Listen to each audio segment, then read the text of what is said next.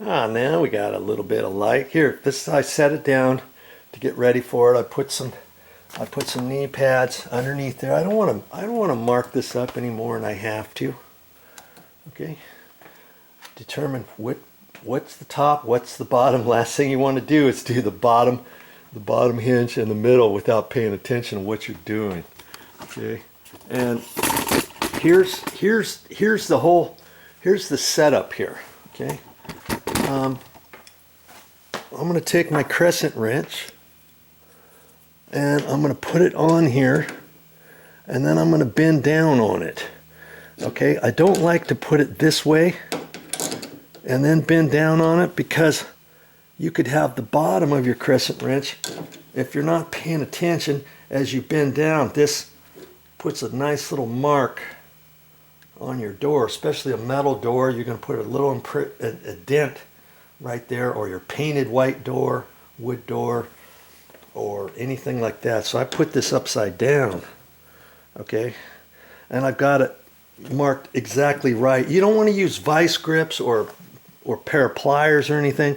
You put vice grips on there, you've got your teeth marks on there, and then when you clamp it down on there and push it, you might indent your knuckles. Okay, so we don't want to do that. Okay, so I'm getting this ready, and see that one I might have to loosen this just a hair, but not too much. I want to try to keep these all about the same, and then when I get ready to do it, I want this in, and then I'm going to bear down on that just a hair. And this is something, it just goes to feel. I mean, how much do I want? I want this about a 16th. I want this about a less than a 16th or so. And then or just a hair further. It's just going to kind of depend what I feel. You know what I mean? Let's get you over here so I can do both of these at the same time, maybe. Okay. All right, that'll work. That'll work. And so I gotta keep it situated in the middle of the knuckle, because believe it or not, if you don't get that centered, you could kind of angle and bend this knuckle out of whack, and it's not down because you weren't paying attention. You didn't get it right in the middle, let's say. Okay, and I look at that, and these screws, hopefully none of your screws are loose. You want to make sure that those are tight, because if you had any screws there that were loose or stripped, can you see that you could tweak your hinge and start pulling it down and rip the screw out or loosen a screw or something like that if you weren't paying attention. That's why I only like to pull them down. You know, sometimes a reverse sag, people could say, oh, just tweak your hinge the other way, your knuckles the other way. Well, yeah, you could do that, but what you're doing is you're then putting the pressure from here up this way, almost like you're trying to rip open a can with a can opener or a pair of pliers or something. You know what I mean? So anyway, that's why I like to go down rather than take this and go the opposite way for a reverse, let's say. Okay, so now let's just see what I can do here. I'm trying to remember about how far I'm going to go down so I can do it the same with the next one too. Okay, I think that's probably enough. And and I've got to try to do this one about the same amount.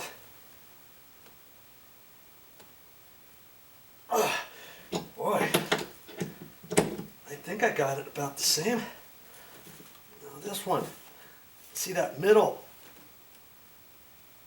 There. This middle one looks like it's, I don't know, it's not really further, but it just seemed like it took a little bit more oomph. Now I'm going to look at it this way to see if I've got them all lined up, and son of a gun, I do. Okay. And I don't know if that's enough or not. The only way for me to tell is putting the door up. So this one I'm just gonna do a little, because this one I don't need much, right? Because I'm not doing anything to the bottom hinge. This one has to be slightly down, not very far. This one has to be actually further, right? So that I'm going up at an angle the same way. Okay, and I think I've done it. I think I've done it. I don't want to do it too far. I hate doing it a hair too far, putting the door up, finding out I went too far. Now I've got to grab it and lift back up, you know. But worst case scenario, if that's not far enough, I'm going to have to pull the door down again, right? Hey, the things you do to save some money around the house, right? Okay, so now it's time for me to reinstall this door. That's all I got for this time, but I'll be back with more videos, and hopefully you learned something. You spent a little time with VideoJoe. You saw what it takes: patience and determination to get something done, a never give up attitude. And if that's you, that's what my videos will show you, how an average Joe is going to fix things around the house to save money. And you're learning it from an average Joe. What could be better than that? Because you can see all the trials and tribulations I go through in order to get something fixed. You'll be able to see how I Joe Guyver certain things in the future.